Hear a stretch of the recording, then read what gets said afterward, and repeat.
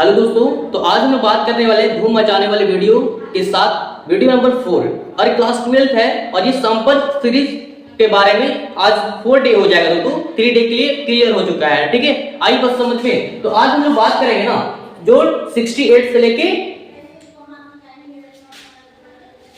Hello दोस्तों, तो स्वागत है। आज हम लोग बात करेंगे क्लास 12 की हिंदी जो शॉर्ट क्वेश्चन के ऊपर मोस्ट इंपोर्टेंट है, ठीक है।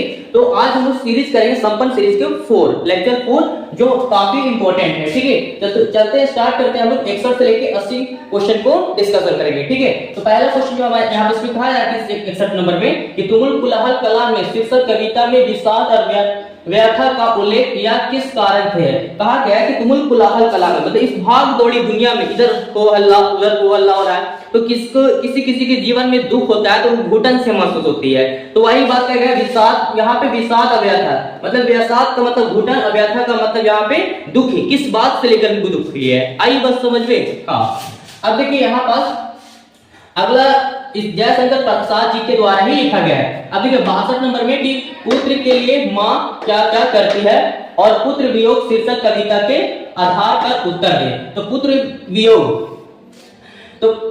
वियोग जय सुभद्रा कुमारी चौहान है दोस्तों। और इसमें हम लोग बात करेंगे ना कि पुत्र के लिए माँ क्या क्या करती है। अगर मैं माँ के लिए क्या करती है मतलब देखा जाए तो हर कोई बता सकता है अपनी माँ जो है बच्चों के लिए क्या करती है। अगर मैं बताऊं कि पुत्र से पहले मतलब पुत्र का जन्म ना हुआ हो तो उस समय माँ जो है ना वो ऊपर वाले से फरियाद करते हैं, मतलब कितनी मन्नतें करते हैं, कहाँ जाते हैं उसके लिए कितना मतलब देखा जाए तो हिंदुओं में ऐसा होता है कि मतलब कि भगवान के मंदिरों में कितना पूजा पाठ करते हैं, कितना दूध चढ़ाते हैं, कितना नारियल चढ़ाते हैं, लड्डू चढ़ाते हैं और साथ जब हो जाने के बाद उसका धन्यवाद करते हैं। और फिर जब हो जाता है तो उसका मतलब कि बच्चों को किस तरीके से पालन पोषण 9 महीने रखते हैं, फिर बच्चे हो जाते हैं तो उसको किस तरीके से थपकियां दे करके सुलाते हैं, है ना, लोरियां गाती हैं उसके लिए। तो इस तरीके का माँ के लिए एक माँ जो है बच्चों के लिए क्या क्या करती है तो आप इस तरीके से लिख सकते हैं, चाहे तो आप अपने जीवन से ही बता सकते हैं, ठीक है। कितना शानदार। देखिए अगला क्या है दोस्तों कि प्रातः काल का भय, प्रातः काल का नभ कैसा था।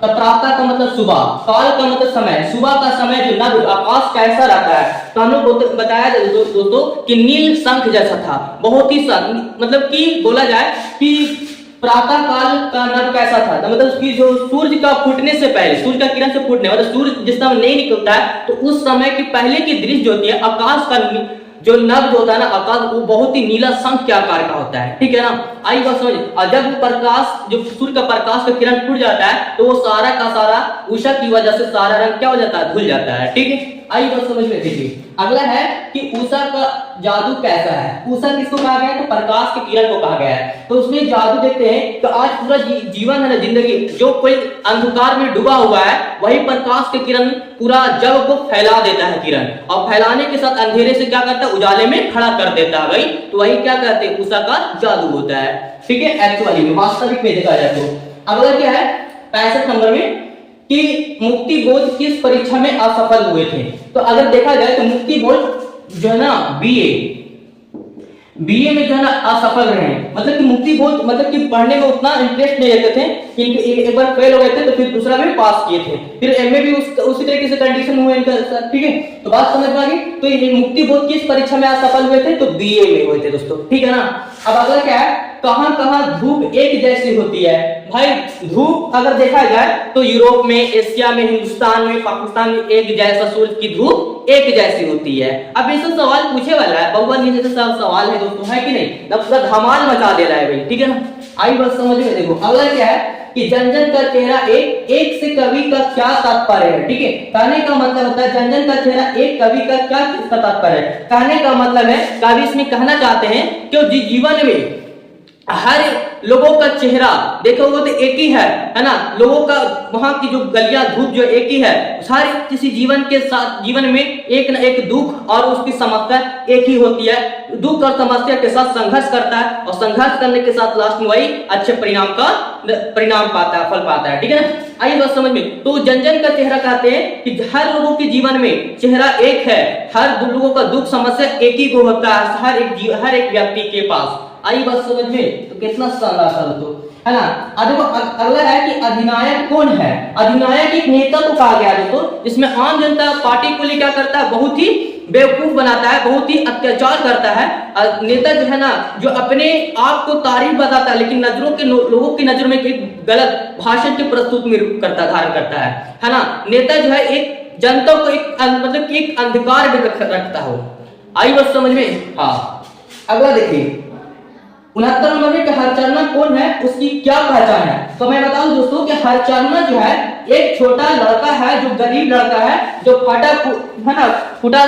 फटा सुथना कपड़ा पहने रहता है और गवर्नमेंट सरकारी स्कूल का एक विद्यार्थी रहता है, जो गुण गाता है किसका, तो भाग्य विधाता मतलब नेताओं लोग का गुण गाता है। आई बात समझ? तो सिंपल बताना है कि हरचरना एक सरकारी में पढ़ने वाला एक लड़का है जो बहुत गरीब है और फटा सुथना कपड़ा पहने और उसका रंग होता है, ठीक है ना, उसका रूप छोटा लड़का और फिर भी वो गुण नेताओं लोगों का रहता है। आई बात समझ में? हाँ। अगला देखिए 70 नंबर में कि राष्ट्रीय पर्व पर किसका गुण किया जाता है, गुण गाया जाता है। दोस्तों यहाँ पे गाया जाता है, ठीक है। तो राष्ट्रीय पर्व के त्योहार पे कौन सा पर्व मतलब त्योहार, तो भाई नेताओं लोगों का गुण गाया जाता है। तो कितना शानदार था, धमाल मचा देना लगी। तो अगला हम चलते हैं इसी के स्टेप से सीरीज से आगे। दोस्तों 71 नंबर में हरिचरना को हरचरना क्यों कहा गया है। तो हरचरना हम जानते हैं कि एक तत्सम शब्द बना हुआ हरचरना, और हरचरना के बारे में हम बात की कि हरचरना एक छोटा गवर्नमेंट स्कूल का एक स्टूडेंट है जो सरकारी स्कूल में क्या आता है, किसी फंक्शन या किसी प्रोग्राम पर वो जब गाता है तो फटक सुथना कपड़ा पहने और नेता लोग का गुण गाता है, ठीक है। आई बात समझ में? इतना बताना है कि हरचरना क्यों कहा गया कि एक तद्भव शब्द का क्या है बना हुआ है हिंदी व्याकरण से, ठीक है। हिंदी व्याकरण को बताया गया है हरचरना का तद्भव है। अशोक वाजपेयी रचित हार जीत कविता का केंद्रीय भाव है। कैसे? तो अशोक वाजपेयी हार जीत में बताया गया है। एक्चुअली जो है ना, इसमें कवि का मानना ऐसा है कि भाई तो जो भी नेता वगैरह होता है ना, उस रियलिटी में आम जनता लोगों के बीच में सही सटीक नहीं बताता है कि भाई आखिरकार हम जीते हैं या फिर हारे हैं। लोगों को अंधकार में रखते हैं। अगर वो हार भी जाता है तो अपने आप को घोषित जीत करता कहे लगा कि अपने है ना इज्जत को बचाने के लिए, लास्ट शर्म बचाने के लिए लोग झूठ बोल देते हैं कि भाई जानते हो हम जीत जाते हैं, ठीक है ना।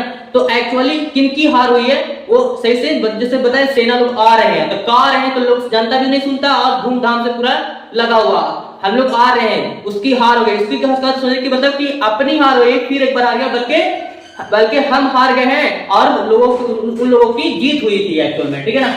ये अगला क्या है कि उत्सव क्या तात्पर्य है। तो उत्सव किसी भी विशेष दिन पर जो हम लोग उत्सव मनाते हैं, खुशी मनाते हैं, उसे उत्सव तात्पर्य करते हैं, ठीक है। तात्पर्य हो गया सिंपल तो है किसी भी विशेष दिन के लिए हम लोग जो धूमधाम से जो दिन खुशी मनाते हैं वो हमारा उत्सव का तात्पर्य हो गया। कितना इजी था।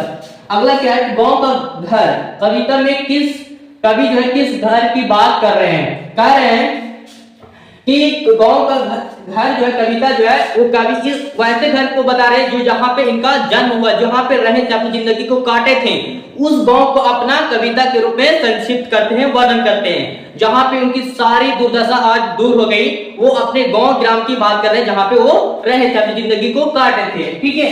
आई बात समझ में? देखिए अगला है 75 नंबर सवाल में कि बातचीत शीर्षक पाठ में दो बुढ़िया की बातचीत का प्रकरण क्या है। मतलब देखा जाए कि बुढ़ियों की बात है ना, तो बातचीत देखा जाए कि दो बुढ़िया जो है ना अक्सर जो है जब मिल जाए तो अपने क्या है मतलब बहुओं का खूबी ढूंढ करके उसकी मतलब की बुराई, उसके इधर से बुराई तो उधर की बुराई, तो करते करते क्या होता है ये सारी निकलते रहती है, ठीक है ना।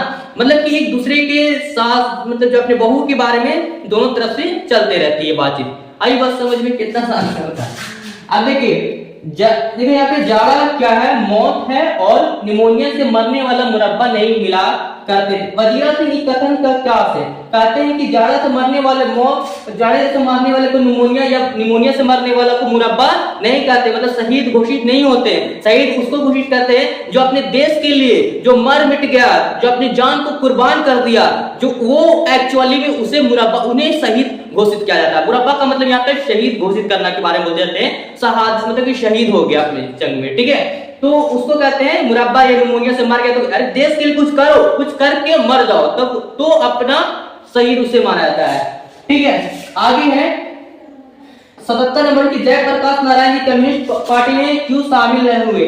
कहते हैं मतलब कि जयप्रकाश नारायण जी कम्युनिस्ट पार्टी में इसलिए नहीं शामिल हुए कि जो कम्युनिस्ट पार्टी का जो अदर जो देश जो गुलाम है और जो कम्युनिस्ट पार्टी अपने देश के लिए कुछ नहीं कर रहा है, तो वैसे हम पार्टी में कम्युनिस्ट पार्टी में शामिल नहीं होना चाहते हैं, ये कहना चाहते थे। और ऐसा क्वेश्चन मैंने आपको बताया था फर्स्ट वीडियो में, ठीक है। अगर फर्स्ट वीडियो को पहला क्वेश्चन में देखिए यहाँ पे 78 के भ्रष्टाचार की जड़ क्या आप जेपी से सहमत है? इसे दूर करने के लिए क्या सुझाव देंगे? कहने का मतलब भ्रष्टाचार क्या जड़ है?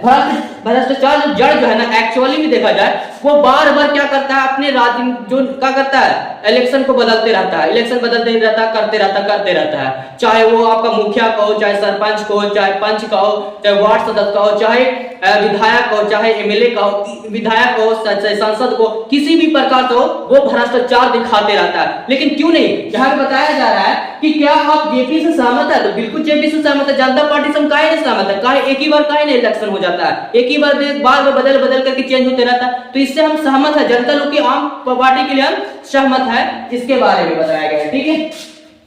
आगे में क्या कहते हैं कि भगत सिंह ने अपनी फांसी के लिए किस समय इच्छा व्यक्त की है? भगत सिंह कहते हैं फांसी के लास्ट अंतिम आंदोलन के लिए खड़े हुए, जो अंतिम तांडव के लिए है ना खड़े हुए, कि अगर मेरी वजह से लोगों के लिए का पूरा सच्चाई मेरी वजह से समाज के लिए, सुरक्षित समाज के लिए भलाई हो रही है, तो मैं फांसी के लिए क्या लटकने के लिए तैयार हूँ, ठीक है। आई वर्षन है फांसी की फंद देखो आगे क्या है, 79 हो गया दोस्तों। देखो 80 नंबर में कि व्यवहारिक राजनीति क्या होती है? तो व्यवहारिक राजनीति जो है, जो लोगों के लिए व्यवहार, जो लोगों के लिए सुख मतलब दुख चिंता को दूर कर दे, राज्य समाज को सुधार दे और समाज का भला हो, उसे हम व्यवहारिक राजनीति का कहते हैं। कितना शानदार दोस्तों। तो ये था आपका 4 डे के लिए संपन्न सीरीज का धूम मचाने वाला वीडियो 4। अगला आ रहा है दोस्तों लास्ट 5 है और ये फिनिश हो जाएगा, फिर अगला आपका स्टार्ट होगा उर्दू का। तो आप इस 10 दिन के लिए 8-9 दिन के लिए आप बेफिक्र रहे, आपको इंपॉर्टेंट करवाया जाएगा शॉर्ट क्वेश्चन के साथ। ओके, फिर मिलते हैं। Okay, thank you.